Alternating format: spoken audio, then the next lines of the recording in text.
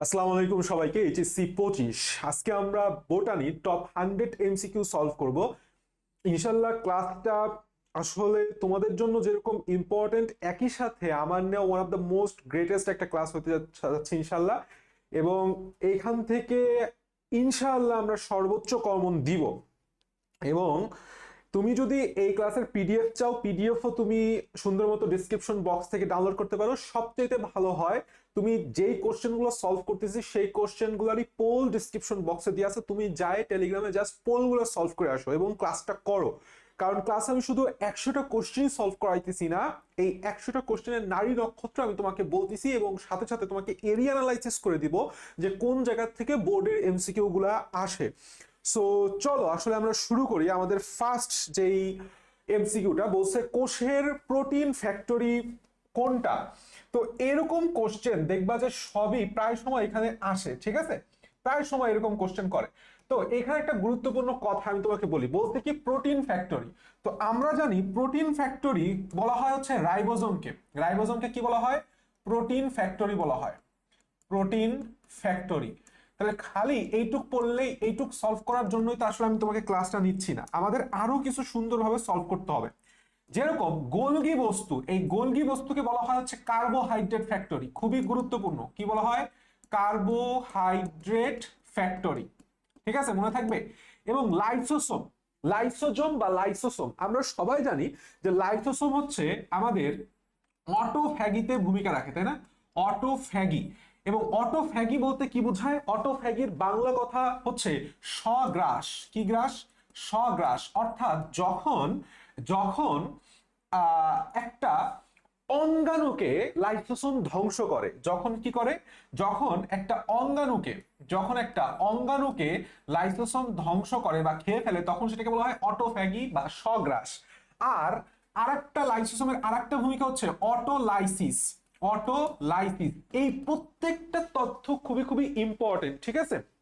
So ক্লাসটা খুবই মনোযোগ দিয়ে করো এবং ক্লাস করার শেষে অবশ্যই পিডিএফটা ডাউনলোড করে নিবা এবং একই সাথে সাথে পোলগুলো সলভ করবা, তাহলে একদম তোমার মাথায় গেঁথে যাবে।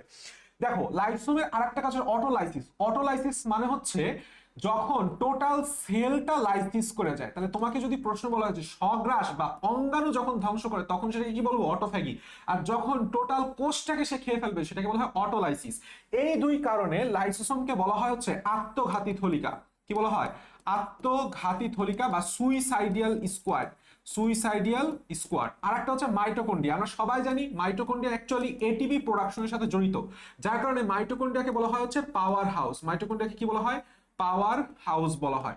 আচ্ছা, তাহলে আমাদের প্রোটিন ফ্যাক্টরি কোনটা? আমরা রাইবোজোম পড়ে ফেললাম, কিন্তু আমি বললাম তোমাকে অনেক কিছু পড়াইছি। So let's go. আমাদের 2 নম্বর এমসিকিউ, সব ধরনের কোষে কোনটি পাওয়া যায়? উত্তর হচ্ছে রাইবোজোম। রাইবোজোমকে এই জন্য বলা হয় হচ্ছে সার্বজনীন, সার্বজনীন অঙ্গাণু। এই কথাটা মাথায় রাখবা। রাইবোজোম সকল ধরনের কোষে পাওয়া যায়, এই জন্য রাইবোজোমকে বলা হয় সার্বজনীন অঙ্গাণু। এবং আমরা এইটাও জানি, তুমি এইটাও জানো, তুমি এইটাও জানো যে রাইবোজোম অ্যাকচুয়ালি মেইনলি দুই প্রকার। একটা হচ্ছে 70S, যেটা আসলে কিভাবে গঠিত হয়? 50S প্লাস 30S দিয়ে। এবং এইটা কোথায় পাওয়া যায়? আমরা জানি আদিকোষী জীবে, যেরকম কোনো ব্যাকটেরিয়া হইতে পারে, তাই না? আর একটা হচ্ছে আমাদের 80S, যেটা অ্যাকচুয়ালি কি কি 60S প্লাস 40S, যেটা হচ্ছে আমাদের প্রকৃত কোষে পাওয়া যায়। যেটাতে আমাদের কোথায় কোথায় পাওয়া যায়? প্রকৃত কোষে পাওয়া যায়। আচ্ছা, মাইটোকন্ড্রিয়া, ক্লোরোপ্লাস্ট, লাইসোসোম এগুলি সব কোষে পাওয়া যায় না। আচ্ছা ওকে, আমরা এরপরের কোশ্চেন আসি। কোন অঙ্গাণুটির মাধ্যমে অটোফ্যাগি ঘটে? দেখছো, আমি তোমাকে বলছিলাম যে এরিয়া তোমাকে শিখাই দিতেছি যে কোন জায়গা থেকে কোশ্চেন আসে। দেখো আমি এই ব্যাখ্যার মাধ্যমে বললাম, অনেক কথা বলছি, যে অনেক কিছু পড়াই দিছি। তুমি এর পরের এমসিকিউটাই দেখো, পরের এমসিকিউটা দেখো। কোন অটোফ্যাগি, ফ্যাগি অটোফ্যাগি ঘটে কোনটির মাধ্যমে? লাইসোসোম মাধ্যমে। এখন ইডিওসোম আসলে কি? আমরা একটা গুরুত্বপূর্ণ কথা জানি যে এই গোলগি বডির কিছু অপর নাম আছে। এই কথাটা মাথায় রাখো, গোলগি বডির কিছু অপর নাম আছে। আমরা মনে রাখি হচ্ছে ইলা, ডিস্কোয়, ডিস্কোয়, গ্যালো। গ্যালোতে হচ্ছে গোলগি বডি, ইতে হচ্ছে ইডিওসোম। ইতে কি? ইডিওসোম। লাতে লাইপোকন্ড্রিয়া। লাতে কি? লাইপোকন্ড্রিয়া। আর ডিতে হচ্ছে ডিকটায়োসোম। ডিতে কি? ডিকটায়োসোম। এই তিনটাই হচ্ছে গোলগি বডির অপর নাম, মনে থাকবে? মনে থাকবে আশা করি। ওকে, তাহলে অটোফ্যাগি, অটোলাইসিস বললে লাইসোসোম। লাইসোসোমের একটা গুরুত্বপূর্ণ কাজ আমি তোমাকে বলি, সেটা হচ্ছে এই লাইসোসোম বললাম কেরাটিন প্রস্তুত করে। কি করে? কেরাটিন প্রস্তুত করে। আবার লাইসোসোম ক্যান্সারের জন্য দায়ী, কথা দুটো মনে রাখবা। কি বলছি? লাইসোসোম কেরাটিন প্রস্তুত করে, আবার লাইসোসোম ক্যান্সারের জন্য দায়ী। লাইসোসোম ক্যান্সারের জন্য দায়ী। অল গুড, আশা করি আমাকে দেখাও যাচ্ছে, স্পষ্ট ভালোভাবে শোনাও যাচ্ছে। ঠিক আছে, ওকে ওকে। আমি আরেকটু বড় করে লিখি, আরো একটু বুঝতে সুবিধা হবে। ঠিক আছে, ওকে। এখন আরেকটা গুরুত্বপূর্ণ কথা আমি একটু তোমাকে বলি, সেটা হচ্ছে এই যে কেরাটিন প্রস্তুত করা, ক্যান্সার প্রস্তুত করা, অটোফ্যাগি, অটোলাইসিস সবই লাইসোসোমের কাজ। এবং সাথে সাথে আমি বললাম কি বলছি, আত্মঘাতী থলিকা বা সুইসাইডিয়াল স্কোয়াড। ওকে, রাইবোসোম আমরা জানি প্রোটিন ফ্যাক্টরি। আর আরেকটা গুরুত্বপূর্ণ কথা আছে, সেটা হচ্ছে গোলগি বডি, কার্বোহাইড্রেট ফ্যাক্টরি। এগুলি মোটামুটি পড়া হয়েছে। থাইলাকয়েড কোষের কোন অঙ্গাণুর মধ্যে থাকে? আমরা জানি যে ক্লোরোপ্লাস্টে কিছু থলি সদৃশ গঠন আছে। কি আছে? থলি সদৃশ গঠন। এই থলি সদৃশ গঠনকে বলা হয় হচ্ছে থাইলাকয়েড। তাহলে থাইলাকয়েড কোথায় থাকে? ক্লোরোপ্লাস্টে। থাইলাকয়েড এবং থাইলাকয়েড গুলা মিলিত হয়ে কি গঠন করে? অনেকগুলা একটা স্তূপ তথা গ্রানাম গঠন করে। এক একটা স্তূপ তথা কি গঠন করে? গ্রানাম গঠন করে। তাহলে থাইলাকয়েড বলুক আর গ্রানাম বলুক, দুইটাই অ্যাকচুয়ালি কোথায় থাকবে? ক্লোরোপ্লাস্টে। এবং পার্শ্ববর্তী দুইটা গ্রানামের দুইটা থাইলাকয়েড পরস্পর যে সূক্ষ্ম নালিকার মাধ্যমে সংযুক্ত থাকে তার নাম হচ্ছে স্ট্রোমা ল্যামেলি। তার নাম কি? Stroma lamellae. মাইটোকন্ড্রিয়াতে আসলে কি থাকে? মাইটোকন্ড্রিয়াতে থাকে হচ্ছে ক্রিস্টি। মাইটোকন্ড্রিয়াতে কি থাকে? ক্রিস্টি থাকে। মাইটোকন্ড্রিয়াতে কি থাকে? অক্সিসোম থাকে। কি থাকে? অক্সিসোম থাকে। মাইটোকন্ড্রিয়াকে কি থাকে? ইটিসি থাকে। এবং ইলেকট্রন ট্রান্সপোর্টের সাথে সাথে এটিপি সিনথেস থাকে। ওকে, আর রাইবোসোম লাইসোসোমে সেরকম কোনো বিশেষ বৈশিষ্ট্য নেই। কোষের মস্তিষ্ক, আমরা সবাই জানি কোষের মস্তিষ্ক বলা হয় নিউক্লিয়াস, মাইটোকন্ড্রিয়াকে বলা হয় পাওয়ার হাউস, রাইবোসোম তো পড়লামই প্রোটিন ফ্যাক্টরি, আর ক্লোরোপ্লাস্টকে একটা গুরুত্বপূর্ণ কথা এইখানে আমাদের একটু সমস্যা হয়, সেটা হচ্ছে আমরা জানি যে ক্লোরোপ্লাস্ট, এই ক্লোরোপ্লাস্ট একটা গুরুত্বপূর্ণ কথা হচ্ছে ক্লোরোপ্লাস্টের অপর নাম শক্তি রূপান্তরের অঙ্গাণু। কি বলছি? শক্তি শক্তি রূপান্তরের অঙ্গাণু। কারণ কি এই জিনিসটা বললাম খুবই খুবই গুরুত্বপূর্ণ, খুবই গুরুত্বপূর্ণ। অনেকে এটা ভেজাল বাঁধায় ফেলায় যে শক্তি ঘর। যদি তোমাকে আমি বলি যে শক্তি ঘর বা যদি আমি তোমাকে বলি পাওয়ার হাউস, কোষের পাওয়ার হাউস, তখন তুমি দাগাবা হইতেছে মাইটোকন্ড্রিয়া, কোনো সমস্যা নাই, মাইটোকন্ড্রিয়া। কিন্তু তোমাকে যদি বলা হয় শক্তি রূপান্তরের অঙ্গাণু, মানে হইতেছে আমাদের যেই আলোক শক্তিটা, সূর্যালোক শক্তিটা আছে, সেই সূর্যালোকের শক্তিকে স্থিতি শক্তি তথা রাসায়নিক শক্তিতে রূপান্তর করতেছে কে? 100% আমাদের ক্লোরোপ্লাস্ট তথা প্লাস্টিক। তো এই শক্তি রূপান্তরের অঙ্গাণু আরেকটা গুরুত্বপূর্ণ কথা, যে ক্লোরোপ্লাস্টকে বলা হয় হচ্ছে factory of synthesis sugar. Factory of synthesis sugar বা কার্বোহাইড্রেট, মানে শর্করা, কার্বোহাইড্রেট। কিন্তু আমি যদি তোমাকে বলি যে কার্বোহাইড্রেট ফ্যাক্টরি কোনটা? কার্বোহাইড্রেট ফ্যাক্টরি কোনটা? তোমার উত্তর হবে হচ্ছে গোলগি বডি। কি হবে? Golgi body. এই জিনিসটা খুবই খুবই গুরুত্বপূর্ণ যে তোমাকে খেয়াল করো, ফ্যাক্টরি অফ সিনথেসিস শব্দের অর্থ হচ্ছে তৈরি করা বা উৎপন্ন করা। অর্থাৎ আমাদের ক্লোরোপ্লাস্টের মধ্যে শর্করা তৈরি হয়, কিন্তু তৈরি হওয়ার পরে সেটা গোলগি বডিতে থেকে জমা থাকে। তাহলে তোমাকে যদি ইংলিশ টার্মটা খেয়াল করতে হবে, যদি বলা হয় শক্তি রূপান্তরের অঙ্গাণু ক্লোরোপ্লাস্ট, যদি বলা হয় ফ্যাক্টরি অফ সিনথেসিস কার্বোহাইড্রেট, উত্তর ক্লোরোপ্লাস্ট। কিন্তু যদি বলা হয় কার্বোহাইড্রেট ফ্যাক্টরি, উত্তর হচ্ছে গোলগি বডি। আশা করি আমরা অনেক কিছুই জানতে পারছি। কোষের মাস্টার মলিকিউল নামে পরিচিত 100% তুমি বুঝতে পারতেছো ডিএনএ কে বলা হয় মাস্টার মলিকিউল। কিছু গুরুত্বপূর্ণ কথা, প্রোটিন, এই প্রোটিনকে বলা হয় হচ্ছে জীবনের ভাষা। কি বলা হয়? জীবনের ভাষা। খুবই গুরুত্বপূর্ণ কথা, প্রোটিনকে কি বলা হয়? জীবনের ভাষা। আচ্ছা, আরেকটা খুবই গুরুত্বপূর্ণ কোশ্চেন, সেটা হচ্ছে মাস্টার ব্লুপ্রিন্ট। কি বলতি? মাস্টার ব্লু প্রিন্ট, এটার উত্তর হবে হচ্ছে জিনোম। কি বলা হবে? জিনোম, নট জিন। আমি লিখে দিচ্ছি, নেভার, এটা খবরদার ভুল করো না, নট নট জিন। যদি তোমাকে উত্তর প্রশ্ন হয় যে মাস্টার ব্লুপ্রিন্ট কোনটা, উত্তর হচ্ছে জিনোম। এক সেট জিন, জিনের সমষ্টিকে বলা হয় জিনোম, তাহলে এটা হচ্ছে মাস্টার ব্লুপ্রিন্ট, নট জিন। খবরদার বলতেছি, নট জিন। আর একটা খুবই গুরুত্বপূর্ণ, সেটা হচ্ছে বংশগতির জৈব রাসায়নিক ভিত্তি। কি বলছি? বংশগতির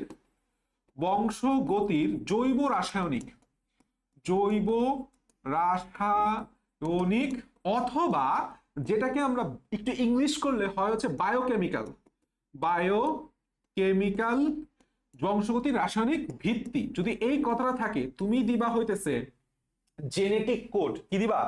জেনেটিক কোড, খুবই গুরুত্বপূর্ণ। তাহলে আমরা তিনটা জিনিস জানলাম। এক নাম্বার, মাস্টার মলিকিউল বললে ডিএনএ, মাস্টার ব্লুপ্রিন্ট বললে জিনোম, আর বংশগতির জৈব রাসায়নিক ভিত্তি বা বায়োকেমিক্যাল ভিত্তি বললে জেনেটিক কোড। ওকে, আরএনএ তে থাইমিনের পরিবর্তে নিচের কোনটি থেকে? আমরা ছোটবেলা থেকেই জানি যে ডিএনএ তে যদি হয় ডিএনএ, সেটা হবে এ টি জি সি। ওকে, আর যেটা আর এন এ, সেই আরএনএ তে থাকবে এ ইউ জি সি। মানে থাইমিনের পরিবর্তে কি থাকে? ইউতে হচ্ছে ইউরাসিল। ওকে, ডিএনএ থেকে এমআরএনএ তৈরির প্রক্রিয়াকে কি বলা হয়? আসলে একটা চমৎকার গুরুত্বপূর্ণ কোশ্চেন এটা। যে আমরা সবাই জানি একটা কথা, আমরা সবাই জানি যে এই ডিএনএ থেকে একটা ডিএনএ তৈরি হইতে পারে, আবার এই ডিএনএ থেকে একটা এমআরএনএ বা যে কোনো আরএনএ তৈরি হইতে পারে, এমআরএনএ থেকে প্রোটিন তৈরি হইতে পারে অবশ্যই। তো ডিএনএ থেকে ডিএনএ তৈরি হওয়ার প্রক্রিয়াকে বলা হয় হচ্ছে রেপ্লিকেশন। কি বলা হয়? রেপ্লিকেশন। রেপ্লিকেশনের বাংলা হইতেছে অনুলিপন। কি বলা হয়? অনুলিপন। আর ডিএনএ থেকে এমআরএনএ তৈরির প্রক্রিয়াকে বলা হয় হচ্ছে ট্রান্সক্রিপশন। ট্রান্সক্রিপশন। আর এমআরএনএ থেকে প্রোটিন তৈরিকে বলা হয় হচ্ছে ট্রান্সলেশন। কি বলা হয়? ট্রান্সলেশন। ওকে, তাহলে এখানে কি বলছে? ডিএনএ থেকে এমআরএনএ, তাহলে উত্তর কি হবে? ট্রান্সক্রিপশন। উত্তর কি হবে? ট্রান্সক্রিপশন। আরএনএ থেকে প্রোটিন তৈরির প্রক্রিয়া, দেখো আরএনএ থেকে প্রোটিন তৈরির প্রক্রিয়া, উত্তর কি? ট্রান্সলেশন। উত্তর হচ্ছে ট্রান্সলেশন। কোনটি স্টপ কোডন? এখানে একটা খুব চমৎকার জিনিস আছে। আমরা জানি যে আমাদের স্টপ কোডন তিনটা। কি কি? ইউএএ, ইউএজি, ইউজিএ। এই জিনিসটা বললাম খুবই খুবই খুবই গুরুত্বপূর্ণ, খুবই গুরুত্বপূর্ণ। এইটা ভুল করা যাবে না। তাহলে এই তিনটার মধ্যে কোনটা স্টপ কোডন? ইউএএ, ইউএজি, ইউজিএ। ইউএএ আছে। আর স্টার্ট কোডন যেটা, স্টার্ট কোডন হচ্ছে এইউজি, যেটা আসলে আমাদের কোন অ্যামাইনো অ্যাসিডকে নির্দেশ করে? সবাই মোটামুটি এটা জানো, উত্তর হচ্ছে মেথিওনিন। উত্তর কি? মেথিওনিন অ্যামাইনো অ্যাসিডকে নির্দেশ করে। এটাকে এমইটি দিয়ে প্রকাশ করা হয়। ওকে, নিচের কোনটি সেরিন অ্যামাইনো অ্যাসিডকে চিহ্নিত করে? এটা একটু অ্যাটিপিক্যাল কোশ্চেন। আসলে সেরিন অ্যামাইনো অ্যাসিডকে আমাদের দেশে একটা কোচিং আছে, নাম হচ্ছে ইউসিসি। জিনিসটা এভাবে মনে রাখবা, সেরিনকে কে কোড করে? ইউসিসি কোড করে। বাস, কাহিনী শেষ। নিচের কোনটি সেরিন অ্যামাইনো অ্যাসিড? একই জিনিস আসলে এসে গেছে, সরি। এরপরে বলছে নিচের কোনটি স্টার্ট করো, একটু আগে পড়াইছি এইউজি। এরপরে বলছে ডিএনএ বহনকারী অঙ্গাণু কোনটা? এখানে গোলগি বডি, লাইসোম, রাইবোসোম, মাইটোকন্ড্রিয়া আছে। সবসময় মনে রাখবা যে আমাদের একটা এন্ডোসিম্বায়ন্ট নামে টার্ম আছে। কি আছে? এন্ডোসিম্বায়ন্ট, অর্থাৎ কোষের মধ্যে কোষ, এরকম একটা টার্ম। এরা হচ্ছে দুইটা বলা হয়। একটা হচ্ছে আমাদের মাইটোকন্ড্রিয়া, আর একটা হচ্ছে আমাদের ক্লোরোপ্লাস্ট। কারণ কি জানো? এদের মধ্যে নিজস্ব ডিএনএ প্লাস রাইবোজোম আছে, অর্থাৎ এরা আসলে একটা কোষের মতো। ধারণা করা হয় আগে এরা কোষ ছিল, কালের বিবর্তন ক্রমে এরা অঙ্গাণু হয়ে গেছে। তো এই জিনিসটা খুবই গুরুত্বপূর্ণ। ডিএনএ কাদের কাদের কোন কোন অঙ্গাণুর মধ্যে থাকে? এক হচ্ছে মাইটোকন্ড্রিয়া, আর একটা হচ্ছে আমাদের ক্লোরোপ্লাস্ট। যেহেতু এখানে ক্লোরোপ্লাস্ট নাই, এবং মাইটোকন্ড্রিয়া আর ক্লোরোপ্লাস্টকে একত্রে কি বলা হয়? এন্ডোসিম্বায়ন বলা হয়। খুবই গুরুত্বপূর্ণ কোশ্চেন। এরপরে কোশ্চেন আসছে কোষ বিভাজন আবিষ্কার করেন, এটা আসলে আবিষ্কারক থেকে আসছে ফ্লেমিং। এটা খুবই গুরুত্বপূর্ণ, খুবই খুবই খুবই গুরুত্বপূর্ণ এই কোশ্চেনটা, যে কোষ বিভাজন আবিষ্কার করেন কে? উত্তর হচ্ছে ফ্লেমিং। বোভেরি আসলে কি করছিল? বোভেরি আসলে গোল কৃমি, গোল কৃমির সাথে সংযুক্ত। দেখো বো, বি লিখতে হলে একটা ও লাগে, তাহলে ওটা কি? ওটা হচ্ছে গোল। ওটা কি? গোল। এই জিনিসটা আমাদের মনে মনে রাখতে হবে। আচ্ছা, স্টার্চ বার্জার বা স্টার্চ বার্গার এটার সাথে সংযুক্ত হচ্ছে সপুষ্পক উদ্ভিদ। সপুষ্পক উদ্ভিদ, যদি প্রশ্নে সপুষ্পক কথা থাকতো তাহলে স্টার্চ বার্গার দাগাইতাম, কারণ এই দন্ত সাথে সপুষ্পকের স্লাইখার আপাতত মনে রাখার কোনো দরকার নাই, পরে রাখবো আমরা। কোষচক্র, আচ্ছা ভালো কথা। তো কোষচক্রের কোন পর্যায়ে ডিএনএ সংশ্লেষণ ঘটে? আমরা জানি কোষের একটা পর্যায়ে আছে হচ্ছে এম ফেজ, এম থেকে সে আসে হচ্ছে গ্যাপ ওয়ানে, গ্যাপ ওয়ানে হচ্ছে এস তে সিনথেসিস, এরপরে সে চলে যায় আবার গ্যাপ টু তে, গ্যাপ টু থেকে এম ফেজে, তাই না? এই হচ্ছে টোটাল আমার 5 থেকে 10% সময়, আর এখানে বাকি 90 to 95% টাইম ব্যয় হয়। এই টোটাল সময়কালটাকে কি বলা হয়? বলা হয় হচ্ছে ইন্টারফেজ। তো এই ইন্টারফেজের ধাপ কয়টা? 3টা। Gap one, synthesis, gap two. যার মধ্যে সবচেয়ে ইম্পর্টেন্ট হচ্ছে সিনথেসিস দশা। যার মধ্যে সবচেয়ে ইম্পর্টেন্ট দশা কি? সিনথেসিস দশা। কারণ কি? এখানে ডিএনএ সংশ্লেষণ হয় প্লাস হিস্টোন প্রোটিন সংশ্লেষণ হয়। তাহলে কি বলছে? কোষ চক্রের কোন পর্যায়ে ডিএনএ সংশ্লিষ্ট হয়? উত্তর কি? এস পর্যায়ে। আর একটা গুরুত্বপূর্ণ, এটা সময়কাল আমাদের মুখস্থ রাখতে হবে। এটা কি করতে হবে? সময়কালটা খুব গুরুত্বপূর্ণ। 30 থেকে 40% সময় লাগে জি ওয়ান দশায়, এস দশায় সময় লাগে 30 থেকে 50%, তাহলে বাকি রইল হচ্ছে আমাদের 10 থেকে 20% সময়। খুবই খুবই গুরুত্বপূর্ণ এই সময়কালটা এবং এই কথাটা, যে ডিএনএ সংশ্লেষণ হয় এস দশায়, সংশ্লেষণের স দিয়ে এস এর স মনে রাখতে পারো। ওকে, সংশ্লেষণের স দিয়ে এস এর স মনে রাখতে পারো। এরপরে বলছে নিচের কোনটি নিউক্লিয়াসের বিভাজন? আমরা জানি মাইটোসিসের বিভাজন একটা বলা হয় সমীকরণিক বিভাজন, এখানে নিউক্লিয়াস এবং আমাদের সাইটোপ্লাজম একবার একবার করে বিভাজিত হয়। তো এই ক্যারিয়ন শব্দের অর্থটা হচ্ছে নিউক্লিয়াস। কি কি বলছি? ক্যারিয়ন শব্দের অর্থ হচ্ছে নিউক্লিয়াস, আর নেসিস মানে হচ্ছে বিভাজন। তাহলে ক্যারিওকাইনেসিস হচ্ছে আমাদের নিউক্লিয়াসের বিভাজন, আর সাইটোকাইনেসিস মানে হচ্ছে সাইটোপ্লাজমের বিভাজন। ঠিক আছে? ডায়াকাইনেসিস, মেটাকাইনেসিস আপাতত যাচ্ছে, এটা আমরা পরে জানবো। মাইটোসিসের বিভাজনের কোন পর্যায়ে ক্রোমোজোমীয় নৃত্য দেখা যায়?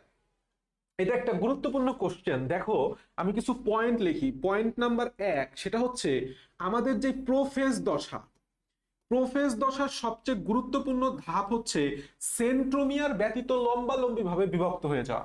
বুঝা গেছে কি বলছি? সেন্ট্রোমিয়ার, আমার কথা শুনো, সেন্ট্রোমিয়ার ব্যতীত লম্বালম্বি ভাবে বিভক্ত হয়ে যাওয়া। আমি একটু লিখেই দেই যে সেন্ট্রোমিয়ার, সেন্ট্রোমিয়ার ব্যতীত, ব্যতীত ক্রোমোজোম লম্বালম্বিভাবে দুই ভাগে বিভক্ত হয়ে যাওয়া।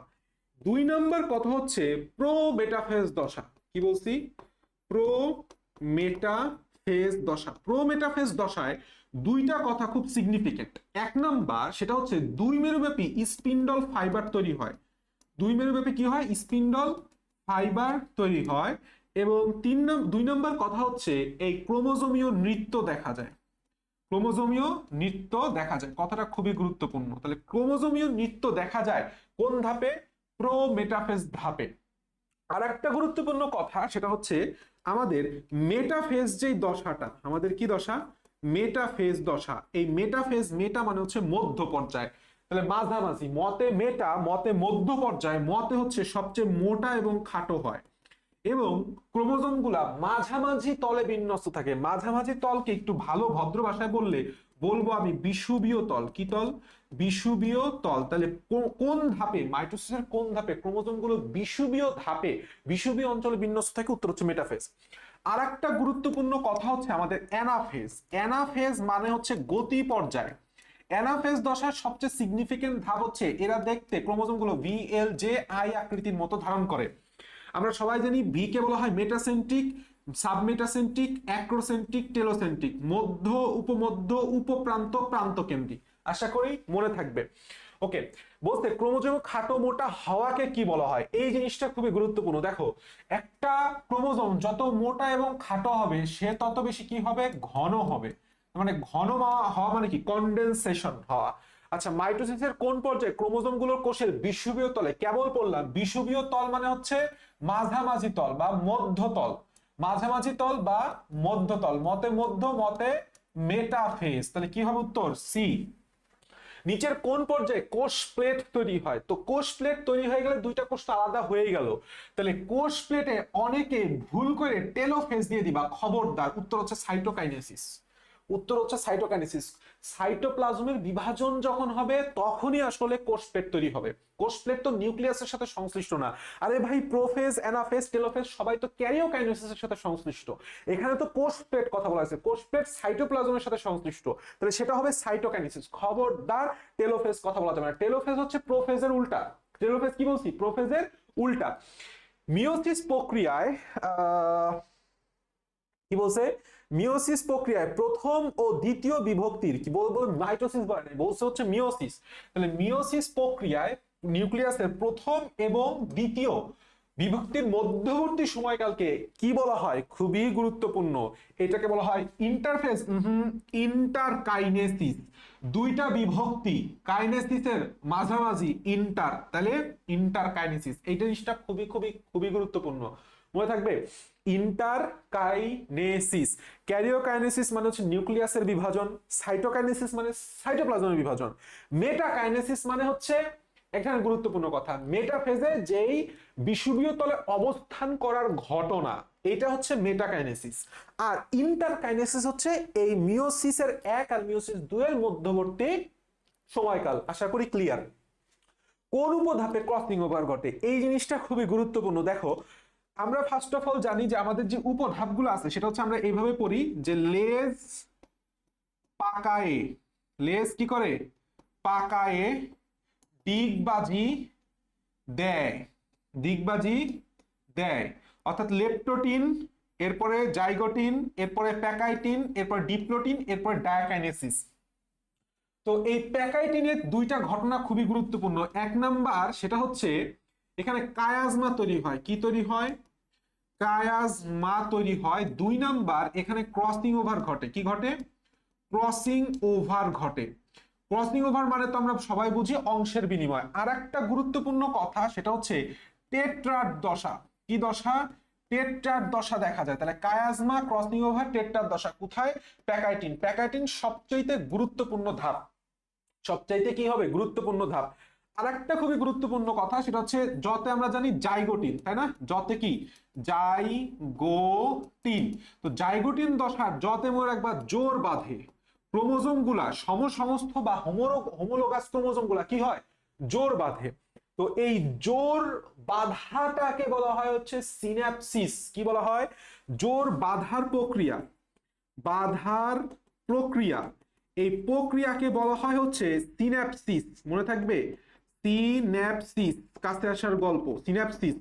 আর ওই যে কাছে আসার পরে যে একজোড়া ক্রোমোজোম, ওই একজোড়া ক্রোমোজোমকে বলা হয় হচ্ছে বাইভ্যালেন্ট।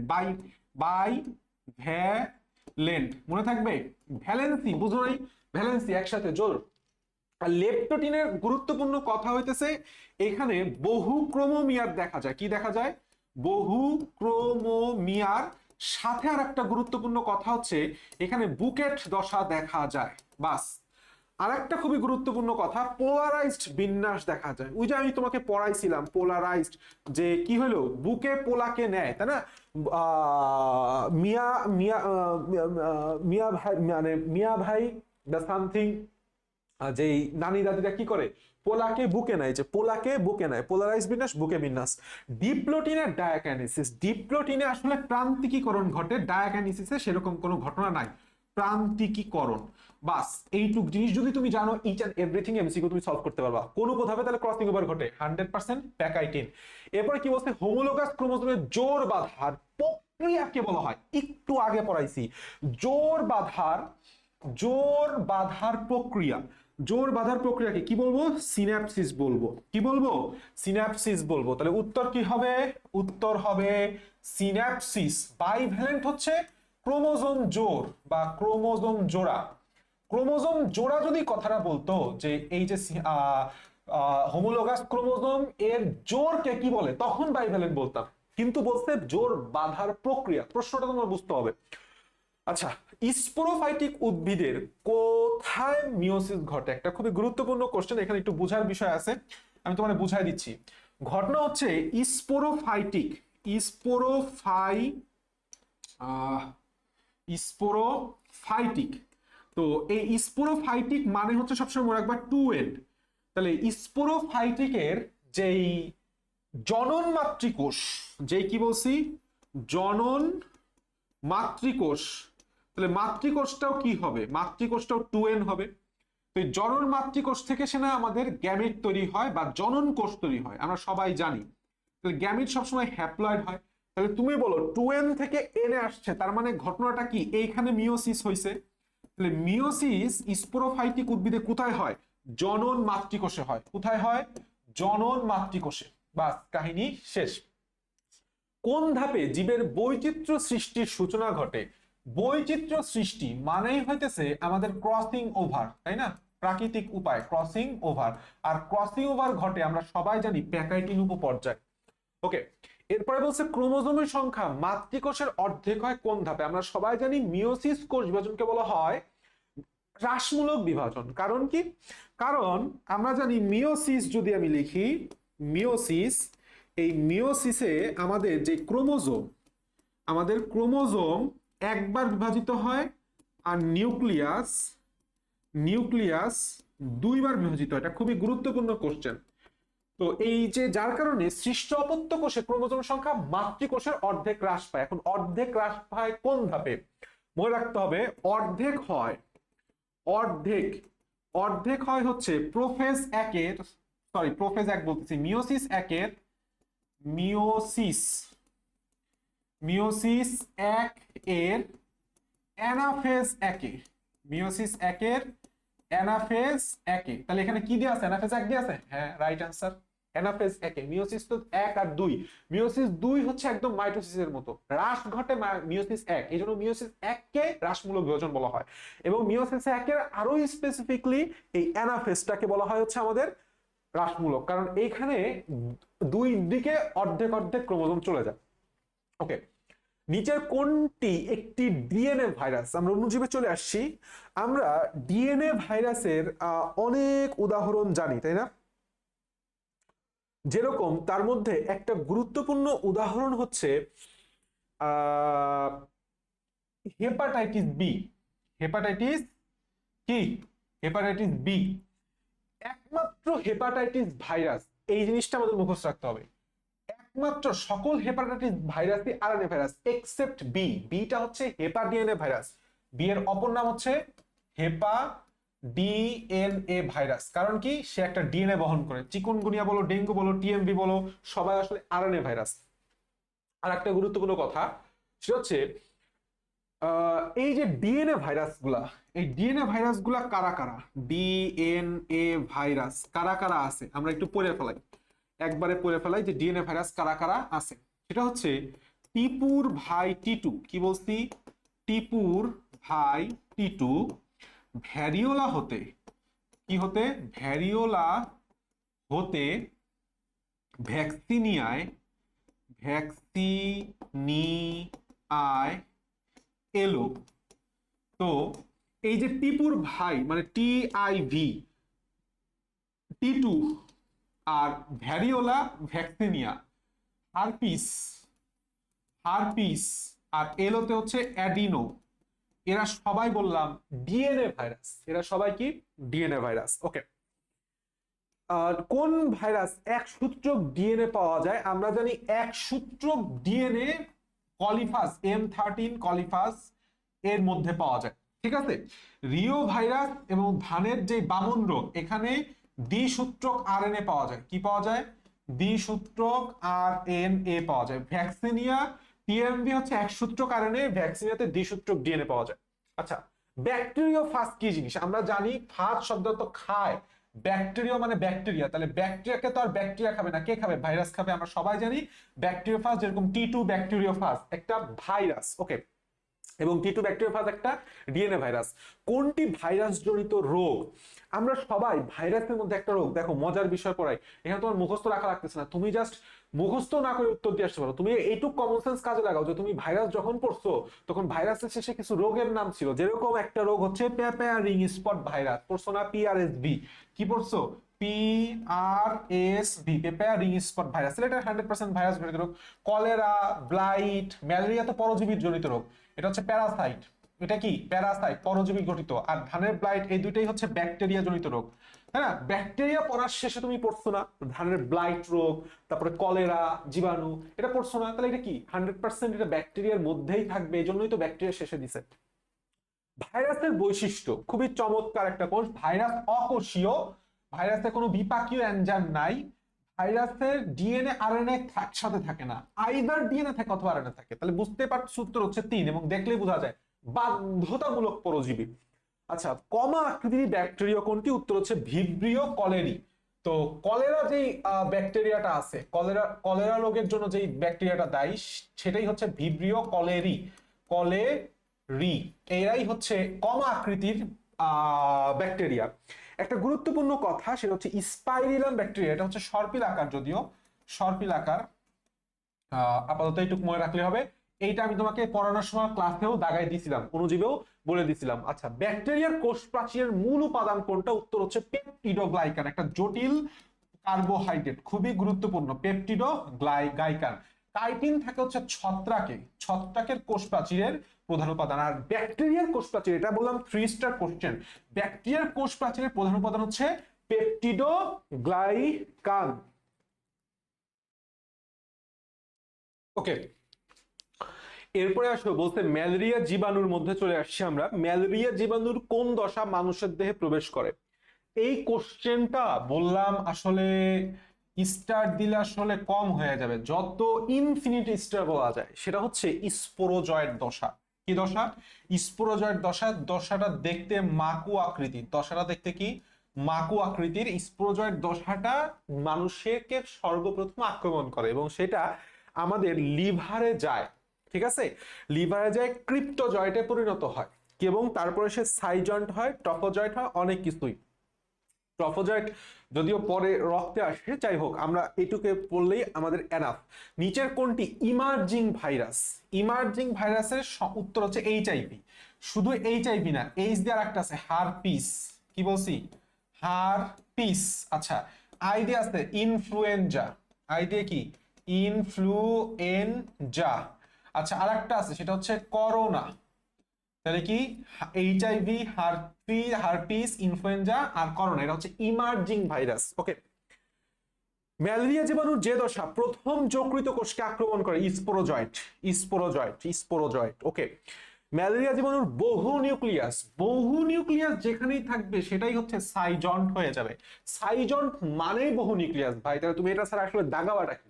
আর কিছু দাগানোর ওয়েই নাই। ওকে, প্লাজমোডিয়াম ভিভ্যাক্সের গ্যামিটোগনি কোথায় সম্পন্ন হয়? তাহলে প্লাজমোডিয়াম এটা কি? ম্যালেরিয়া পরজীবী। তাহলে ম্যালেরিয়া পরজীবীর যে গ্যামিটোগনিটা, সেই গ্যামিটোগনি সংশ্লিষ্ট হবে হচ্ছে মশকের ক্রপে, অর্থাৎ মশকির ক্রপ, নট লালা গ্রন্থি, ক্রপের মধ্যে। মানুষ হচ্ছে স্পোরোগনি সংগঠিত, এই জন্য মানুষ হচ্ছে গৌণ বা মাধ্যমিক পোষক, আর মশকিতে গ্যামিটোগনি সংগঠিত হয়, এই জন্য মশক হচ্ছে প্রাথমিক বা মুখ্য পোষক। এই কথা বললাম, খুবই গুরুত্বপূর্ণ। তো আমি তোমাকে কি বললাম? আমি তোমাকে বললাম যে আমাদের যেই জীবন চক্রের মধ্যে মশকি, ম্যালেরিয়ার জীবন চক্রের মধ্যে যেটা মানুষ, এখানে কি সংগঠিত হয়? স্পোরোগনি সংশ্লিষ্ট হয়। কারণ স্পোরোজয়েট এসে দশায় স্পোরোজয়েট আক্রমণ করে, স্পোরোজয়েট থেকে তুমি স্পোরোগনি মনে রাখতে পারো, এবং এই জন্য মানুষ হচ্ছে আমাদের মাধ্যমিক পোষক, মাধ্যমিক বা মাধ্যমিক, আবার লেখা যায় গৌণ পোষক, ঠিক আছে? আর যেটা মশকি, এই মশকির ক্রপের মধ্যে, মশকির ক্রপের মধ্যে হচ্ছে তার গ্যামিটোগনি সংগঠিত হয়, গ্যামিটোগনি সংগঠিত হয়। এই জন্য মশকি হচ্ছে তাদের মুখ্য বা প্রাথমিক বা প্রাইমারি পোষক, ঠিক আছে? এই কথা বলে আমাদের মাথায় রাখতেই হবে। নিচের কোনটি মশকির লালা গ্রন্থি থেকে মানবদেহে প্রবেশ করে? উত্তর হচ্ছে আমাদের স্পোরোজয়েট। লালা গ্রন্থিতে, মশকির লালা গ্রন্থিতে স্পোরোজয়েটই থাকে, যার কারণে আমাদের যখন কামড় দেয় আলটিমেটলি ওই লালা গ্রন্থি থেকেই বললাম আমাদের ম্যালেরিয়া পরজীবীটা রক্তের মধ্যে ঢুকে। ওকে, এরপরে আমাদের বলছে কোন নগ্নবীজ উদ্ভিদের দ্বিনিষেক দেখা যায়। আমরা নগ্নবীজ আবৃত বীজে চলে আসছি। দ্বিনিষেক আমি ভাই পড়তাম ডি নিষেক। কি নিষেক? ডি নিষেক। কোথায় ডি আছে? এফ এর ডাতে ডি আছে, তাহলে এফ এর ডাতে হচ্ছে ডি নিষেক দেখা যায়। আর নিটামে হচ্ছে সত্যিকারের ভেসেল থাকে না, কিন্তু ভেসেল টাইপের থাকে, ভেসেল টাইপের থাকে। ওকে, জাইলেমে ভেসেল নাই, তবে আমরা জানি নগ্নবীজ উদ্ভিদে জাইলেমে ভেসেল থাকে না, কিন্তু নিটামটা ব্যতিক্রম। আর এফ এর দ্বিনিষেক ঘটে না নগ্নবীজীদের, কিন্তু ব্যতিক্রম এফ এর ডাতে দ্বিনিষেক ঘটে। নিচের কোন উদ্ভিদের মিথজীবিতা লক্ষ্য করা যায়? উত্তর হচ্ছে সাইকাস পেকটিনাটা। ঠিক আছে, এটা আমাদের আজিবুর স্যারের বইতে মেবি দেওয়া আছে। কোন উদ্ভিদের মিথজীবী তা লক্ষ্য করা যায়? উত্তর হচ্ছে সাইকাস পেকটিনাটা। এটা বেশি জানার কিছু দরকার নাই। পাম ফার্ন বলা হয় কাকে? উত্তর হচ্ছে সাইকাসে। কারণ সাইকাসের যে পাতা, এই পাতার সাথে পাম গাছের পাতা আর ফার্ন তথা টেরিস গাছের পাতার অনেক মিল আছে, অনেক মিল আছে। সাইকাসের পাতাগুলা প্রাপ্তবয়স্ক সময় পাম গাছের মতো দেখা যায়, মাথায় একগুচ্ছ পাতা। আর সে যখন ছোট থাকে তখন এই টেরিসের মতো কুণ্ডলিত অবস্থায় থাকে, এই জন্য তাকে বলা হয় পাম ফার্ন। ওকে, এরপরে কি বলছে? সাইকাসের শস্য। আমরা জানি সাইকাস হচ্ছে নগ্নবীজী উদ্ভিদ। সাইকাস কি? নগ্নবীজী উদ্ভিদ। এবং নগ্নবীজী উদ্ভিদের সকল শস্য যত প্রকার পৃথিবীতে যত প্রকার নগ্নবীজী উদ্ভিদ আছে সবারই শস্য হচ্ছে হ্যাপ্লয়েড। এই কথাটা খবরদার ভুল করো না। এরপরে কি বলছে? সাইকাসের মূল দেহ কোন ধরনের? মূল দেহ মানে হচ্ছে দেহ মেইন দেহটা। আমরা জানি প্রত্যেকটা উদ্ভিদের দুইটা স্টেজ থাকে, একটা হচ্ছে তার ডমিন্যান্ট ফেজ বা যেটা হচ্ছে মূল ফেজ যেটাকে বলা হয়, আর একটা হচ্ছে তার ডমিন্যান্ট ফেজ না সাব ফেজ। তো ডমিন্যান্ট ফেজটাই হচ্ছে এদের স্পোরোফাইটিক তথা 2N। এরপরে বলছে কোরালয়েড মূলে কোনটি পাওয়া যায়? আমরা জানি সাইকাসের মূলকে কোরালয়েড মূল বলা হয়। তো কোরালয়েড মূলে নষ্টক আর অ্যানাবিনা থাকে, নষ্টক আর কি থাকে? অ্যানাবিনা থাকে, আমরা এটাও জানি। ওকে, লেটস গো। এরপরে কি বলছে? উদ্ভিদের মধ্যে সর্ববৃহৎ শুক্রাণু। আমরা সবাই জানি এইটা আমাদের সাইকাসের বৈশিষ্ট্যের মধ্যে ছিল। তুমি এত কিছু এমসিকিউ তুমি যখন সলভ করতেছো, তার মানে তুমি কি একটা জিনিস বুঝতে পারতেছো, সেটা হচ্ছে একটা topic, most important topic for MCQ, cycas. Cycas বা নগ্নবীজী উদ্ভিদের, সাইকাস বা নগ্নবীজী উদ্ভিদের যে বৈশিষ্ট্য, যে বৈশিষ্ট্যের 10-12টা পয়েন্ট দিয়ে আছে, এই পয়েন্টগুলো আমাদের ঠাট্টা মুখস্থ রাখতে হবে। ওকে, আচ্ছা, এরপর আসো নিচের কোনটিকে জীবন্ত জীবাশ্ম বলা হয়? সাইকাসকে জীবন্ত জীবাশ্ম বলা হয়। সাইকাস আছে, প্লাটিপাস আছে, লিমুলাস আছে, এরা জীবন্ত জীবাশ্ম। কোনটিকে ঘাসগোত্র বলা হয়? একটু কাইটে গেছে, উত্তর হচ্ছে আমাদের পোয়েসি। এই জিনিসটা মনে রাখতে হবে, পোয়েসিকে বলা হয় কি? ঘাসগোত্র। কি বলা হয়? ঘাস গোত্র। আমাদের ঘাস, আমাদের ধান যত আছে সব পোয়েসি গোত্রের। আচ্ছা, নিচের কোনটি বেরি ফল? ফলের উদাহরণের মধ্যে আছে, দেখো অনেকে একটা নাম শুনছো না, হোয়াই দিস কলাবেরি ডি। তো এই যে কলাবেরি সাথে সাথে আরো কি আছে? টমেটো আছে, বেটো, সাথে আর একটা আছে, সেটা হচ্ছে তোমার বেগুন আছে। বেতে হচ্ছে বেগুন। এই বেগুন, কলা, টমেটো এটা হচ্ছে বেরির উদাহরণ। ধান হচ্ছে ক্যারিঅপসিসের উদাহরণ। কি উদাহরণ? ক্যারিঅপসিসের উদাহরণ। আতা গুতা এটা হচ্ছে গুচ্ছ ফল, এই কথাটা খুবই গুরুত্বপূর্ণ। আনারস, সরোসিস, খেয়াল করো, রস রস রস, দেখছো? তার মানে পড়া খুবই ইজি। ওকে, আমরা এরপর আসি কোন ধরনের ধানে কোন ধরনের ফল, কেবল তোমাকে পড়াইলাম, সেটা হচ্ছে ক্যারিঅপসিস। ওকে, গমের বৈজ্ঞানিক নাম কি? গুটিবাজ। গমের বৈজ্ঞানিক নাম কি বলছি? গুটিবাজ। গতে গম, টিতে ট্রিটিকাম অ্যাস্টিভাম। জি মাছ, এটা বললাম ভুট্টা। জি মাছ বললাম, এটা কি? ভুট্টা। ঠিক আছে। হর্ডিয়াম ভালগারি, এটা হচ্ছে জব বা বার্লির উদাহরণ। স্যাক্কারাম অফিসারাম, এটা হচ্ছে তোমার ইক্ষু। স্যাক্কারাম এটা হচ্ছে ইক্ষু। হর্ডিয়াম এটা হচ্ছে গম, আরে গম বলতেছি, হর্ডিয়াম জব বা বার্লি। জব, ভুট্টা, ইক্ষু, টিটিকাম, গম, বাস। এরপরে বলছে কোন ভাজক টিস্যুর কারণে উদ্ভিদের আয়তন বৃদ্ধি পায়? এটা একটা গুরুত্বপূর্ণ কোশ্চেন। আমরা জানি ভাজক টিস্যুর যদি আমি কোষীয় তল অনুযায়ী বিভক্ত করি তাহলে 3 প্রকার পাবো, সেটা হচ্ছে মাছ পাবো, মাছের পরে প্লেট, প্লেট পাবো, এরপর হচ্ছে রিব। রিব বিভাজিত হয় হচ্ছে এক তলে। প্লেটের দুইটা তল থাকে এপিটোপিট, তাহলে এটা হচ্ছে দুই তলে। আচ্ছা, মাস এটা হচ্ছে সব তলে বা তিন তলে। তো রিব এটা হচ্ছে একতলে বিন্যস্ত হওয়ার কারণে দৈর্ঘ্যে বৃদ্ধিপ্রাপ্ত হয়। কিসে বৃদ্ধিপ্রাপ্ত? দৈর্ঘ্যে বৃদ্ধিপ্রাপ্ত। দুই তলে বিন্যস্ত হওয়ার কারণে এটা তার আয়তনে বৃদ্ধিপ্রাপ্ত হয়। আর সবতলে বিন্যস্ত হওয়ার কারণে এটা তার ঘনত্বে বৃদ্ধিপ্রাপ্ত হয়। তাহলে খেয়াল করো, এই দুইটা কথা বললাম, আমাদের এক্সেপশনাল মুখস্থ রাখতেই হবে, মুখস্থ রাখতেই হবে। আয়তনে বললে প্লেট হইতো, আর এখানে কি বলছে? আয়তনই বলছে, তাহলে এটা হচ্ছে প্লেট। যদি ঘনত্ব বলতো তাহলে আমরা মাছ দাগাইতাম। ঘনত্ব বললে কি দাগাইতাম? ঘনত্ব বললে আমরা মাছ দাগাইতাম। আচ্ছা আসো, এরপরে বলছে কোষ বিভাজন অনুসারে ভাজক টিস্যু কত প্রকার? যেই ধরনের অনুযায়ী হও না কেন, যেই ধরনের অনুযায়ী হও না কেন, সব দিক থেকেই তিন প্রকার। ঠিক আছে? আচ্ছা, এরপরে বলছে জবা ফুলের অমরা বিন্যাস। এটা একটা খুবই গুরুত্বপূর্ণ। জবা ফুলের অমরা বিন্যাস। জবা ফুল আঁকছো নিশ্চয়ই, আমরা পুষ্প প্রতীক যখন আঁকছি, জবা ফুল এবং পুষ্প সংকেত যখন লিখি, জবা ফুলের অমরা বিন্যাস আমরা সবাই পড়ছি। সেটা হচ্ছে অক্ষীয়র, ইংলিশ হচ্ছে অ্যাক্সিয়াল।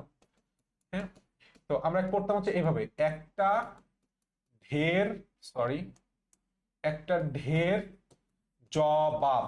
মানে কি? একটা হচ্ছে অ্যাক্সিয়াল বা অক্ষীয়, ঢেরতে ঢেরস, জবাবতে জবা। তাহলে এখানে কি বলছে? জবা বলছে, তাহলে উত্তর হচ্ছে অক্ষীয়। মূলে, মূলি হচ্ছে মূলে ত্রিশুধা। মূলে ত্রিশুধা, ত্রিধার সূর্যমুখী ধান।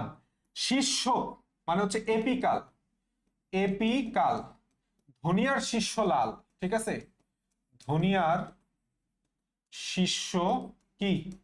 লাল। লালতে লাল পাতা, ধনিয়াতে ধনিয়া। আর বহু প্রান্তীয়, বহু প্রান্তীয় দিক আমরা বেশিক্ষণ যাইতেছি না, যেগুলো আমরা এইটুকু পর্যন্ত মুখস্থ করলেই আমাদের হচ্ছে। বহু প্রান্তীয়র সামনে আমরা পাবো আরো অনেক কিছু, আমরা ক্লাসে পড়াই গেছি, বেশি করলে আমাদের লম্বা হয়ে যাবে। আচ্ছা, এরপর তাও এটা লিখে দিচ্ছি, বহু প্রান্তীয় এটা হচ্ছে তোমার ইসে পড়বে, প্যারাইটাল।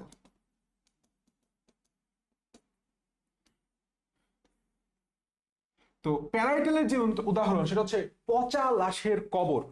ওকে, কি বলতেছি? যে বহু প্রান্তের ইংলিশ হচ্ছে প্যারাইটাল। তো প্যারাইটাল যে জিনিসটা এভাবে একদম পচা লাশ, লাশ, লাশ, লাউ শশা, পচা লাশ, লাউ শশা। এরপর আসো, জবা ফুলের বৈশিষ্ট্য কোনটি? বলতে মূলীয় অমরা বিন্যাস প্রশ্নে উঠে না, গর্ভকটি প্রশ্নে উঠে না, এক প্রতিসম প্রশ্নে উঠে না। আমরা লিখি জবার এটা বহু প্রতিসম, তাহলে উপপত্র যুক্ত, ইজি।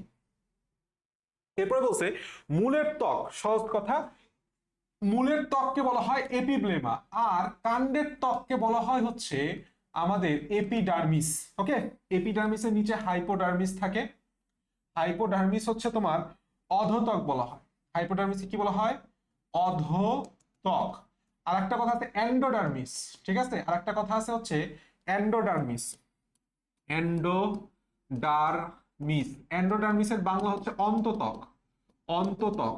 তো অন্তত্বক সবসময় মনে রাখবা যে অন্তত্বক থাকে হইতেছে অধোত্বক, যেটা সেটা হচ্ছে আমাদের অধোত্বক কোথায় থাকে? কাণ্ডে থাকে। অধোত্বক কোথায় থাকে? কাণ্ডে। আর অন্তত্বক থাকে হচ্ছে মূলে। এবং এই অন্তত্বক আমাদের বাঁধের মতো কাজ করে। খুবই গুরুত্বপূর্ণ, খুবই গুরুত্বপূর্ণ। অন্তত্বক কিসের মতো কাজ করে? বাঁধের মতো কাজ করে এবং মূলচাপ নির্ণয়, মূলচাপ বজায় রাখে। সাথে সাথে অন্তত্বক আর একটা গুরুত্বপূর্ণ কথা, অন্তত্বকে ক্যাসপেরিয়ান স্ট্রিপ দেখা যায়। কি দেখা যায়? ক্যাসপেরিয়ান স্ট্রিপ দেখা যায়, বা শ্বেতসার আবরণ দেখা যায়। কি দেখা যায়? শ্বেতসার আবরণ। বা এর কোষগুলো যখন পাতলা কোষ প্রাচীর বিশিষ্ট হয় তখন সেটাকে বলা হয় প্যাসেজ সেল। কি বলা হয়? Passage cell. তাহলে আমি তোমাকে সবকিছুই বুঝাইতেছি, এটা বুঝাইতে চাচ্ছি যে এগুলি সব থাকে কোথায়? অন্তত্বকে। ওকে, যে ভাজক টিস্যুর কোষগুলো একতলে বিভাজিত হয় তাকে কি বলা হয়? রিব বলা হয়। কেবল পড়াইছি। গ্রাউন্ড টিস্যুর গ্রাউন্ড মানেই হচ্ছে তিনটা জিনিস, মজ্জা, মজ্জা রশ্মি, আর সাথে সংশ্লিষ্ট আশেপাশের টিস্যু সমূহ। খুবই গুরুত্বপূর্ণ। ওকে, মজ্জা, মজ্জা রশ্মি।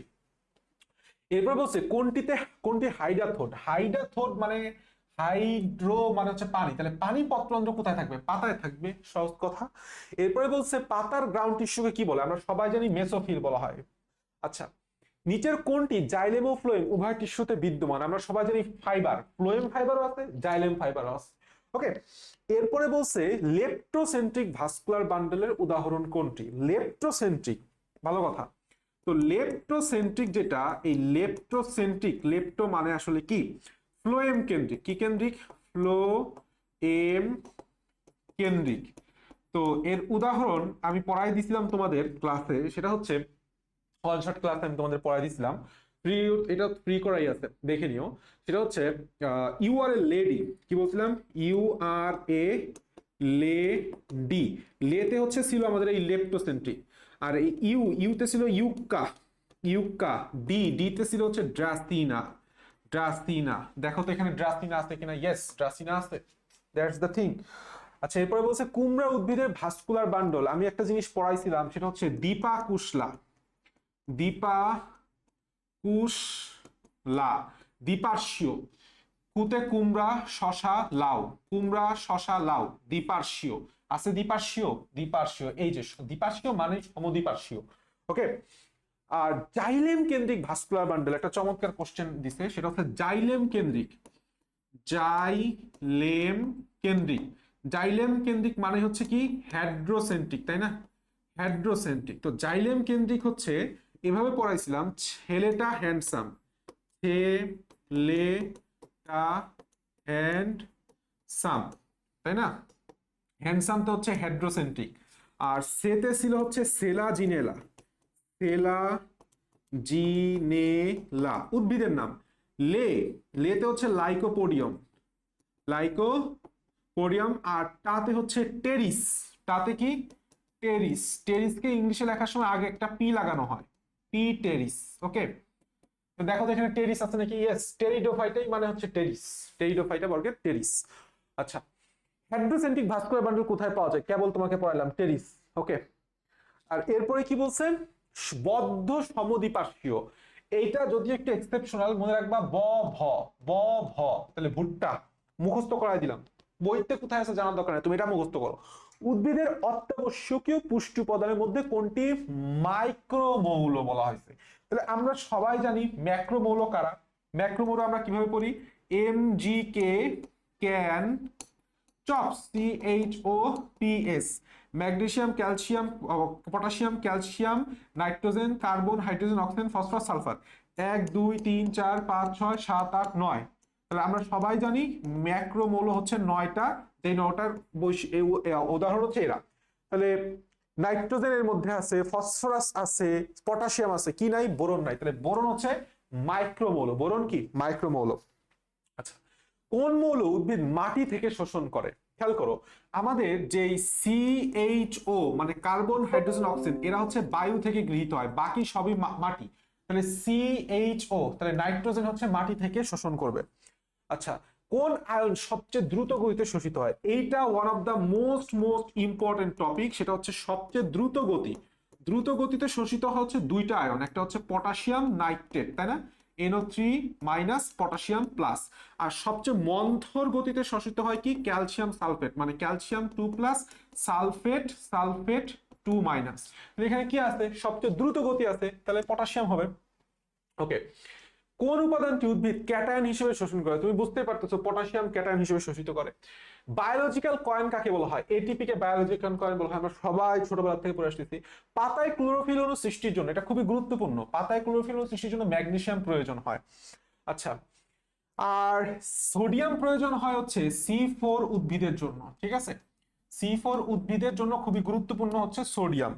উপকারী মৌল বলে একটা টার্ম আছে, দেখবা ম্যাক্রোমৌল ছকের উপরের দিকে, ওই জায়গা থেকে কোশ্চেন আসছে। কোন আলোতে সালোক সংশ্লেষণ সবচেয়ে বেশি হয়? যার তরঙ্গ দৈর্ঘ্য সবচেয়ে বেশি, উত্তর হচ্ছে লাল। এরপরে বলছে কোন উদ্ভিদে 2 ধরনের ক্লোরোপ্লাস্ট পাওয়া যায়? আমরা জানি 2 ধরনের ক্লোরোপ্লাস্ট পাওয়া যায় হচ্ছে C4 উদ্ভিদে। এখন C4 উদ্ভিদ কারা কারা আছে? আমরা সবাই জানি যে সবার প্রথমে আছে হচ্ছে ইক্ষু, ওই যে C4 উদ্ভিদে একটা ছক আছে ইক্ষু। তারপরে C4 উদ্ভিদের অন্যতম একটা উদাহরণ হচ্ছে ইক্ষু, C4 এর হচ্ছে সরগাম, সরগাম, যত প্রকার ঘাস, চীনা ঘাস, লেমন ঘাস, সকল প্রকার ঘাস, এক্সেপ্ট একটা জিনিস আমাদের মনে রাখতে হবে, C3। সকল প্রকার ঘাস জাতীয় উদ্ভিদ C4 হইলেও আমাদের যেই ধান আর যেই গম আছে এরা বললাম C3, বাকি যত ঘাস জাতীয় উদ্ভিদ আছে সবাই C4। তো এখানে ইক্ষু দেওয়া আছে, হ্যাঁ ইক্ষু দেওয়া আছে, তাহলে এরা হচ্ছে C4। C4 হওয়ার কারণে এদের দুই ধরনের ক্লোরোপ্লাস্ট থাকে, একটা মেসোফিল কোষে থাকে আর একটা বান্ডল শীট কোষে থাকে। পানির ফটোলাইসিসে সাহায্য করে। তো আমরা জানি আমাদের যে ফটোসিস্টেম 2, এই ফটোসিস্টেম 2 তে পানি আসে, পানি ভেঙে যায়, পানি ভেঙে দুইটা প্রোটন তৈরি করে প্লাস অক্সিজেন তৈরি করে প্লাস দুইটা ইলেকট্রন তৈরি করে। তো এই ফটোসিস্টেম 2 তে আমাদের থাকে হচ্ছে P60 P680 প্লাস 6680। এই P680 হচ্ছে P680 প্লাসে পরিণত হয়ে যায়, যেটা হচ্ছে বায়োলজিতে সবচেয়ে শক্তিশালী অ্যান্টি অক্সিডেন্ট। ওকে, এখন কাহিনী হইতেছে এই পানির সাথে সাথে ভাঙে না, এ তো এখানে কাজ করে, সাথে সাথে এখানে একটা আয়ন কাজ করে ম্যাঙ্গানিজ 2+।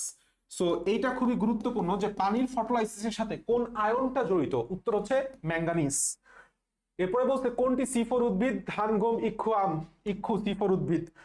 আচ্ছা, C3 চক্রে কার্বন ডাই অক্সাইড গ্রহণকারী যৌগটি কত কার্বন বিশিষ্ট হয়? কার্বন ডাই অক্সাইড গ্রহণ করে আসলে কে? আমরা সবাই জানি রাইবোলোজ 1,5 বিস ফসফেট। তো আমরা সবাই জানি রাইবোলোজ আসলে কয় কার্বন বিশিষ্ট? 5 কার্বন বিশিষ্ট। এই জন্য এটার সাথে যুক্ত এসে অস্থায়ী কিটো অ্যাসিড তৈরি করে। কি তৈরি করে?